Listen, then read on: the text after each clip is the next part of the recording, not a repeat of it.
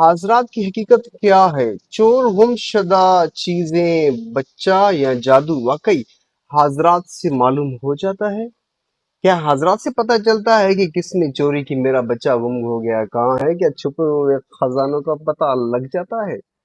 کیا واقعی میں مولوی حضرات اگر حاضرات کر کے خزانوں کا پتہ لگائیں تو کروڑ پتی بن جائیں گے؟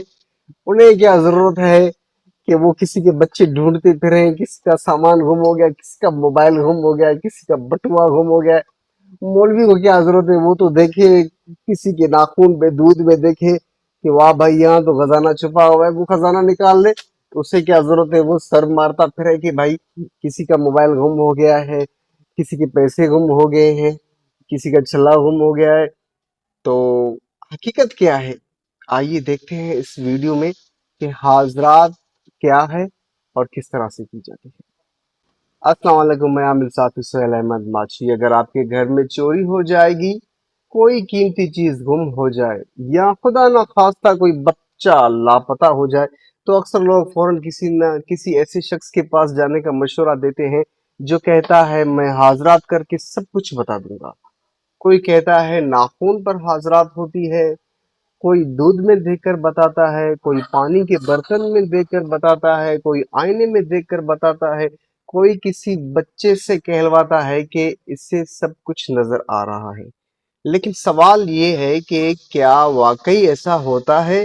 کیا ہر وہ شخص جو یہ دعویٰ کرتا ہے سچ بولتا ہے؟ اگر حاضرات سے ہر گم شدہ بچہ مل جاتا، ہر چور پکڑا جاتا، ہر گم شدہ چیز واپس آ جاتی، تو پھر پولیس، عدالتیں اور تفتیشی اداروں کی ضرورت کیوں رہتی؟ حقیقت یہ ہے کہ اسلام ہمیں یہ تعلیم دیتا ہے کہ غیب کا علم اللہ تعالیٰ کے پاس ہے، سے غیب نہیں جان سکتا، اس لیے ہر بڑے دعوے کو بغیر دلیل قبول کرنا درست نہیں۔ بعض لوگ اندازہ لگاتے ہیں، بعض لوگ پہلے سے معلومات اکٹھے کر لیتے ہیں، بعض نفسیاتی طور طریقوں سے لوگوں کو متاثر کرتے ہیں، اور بعض معاملات میں لوگ خود بھی یقین کی وجہ سے ہر بات کو سچ سمجھ لیتے ہیں۔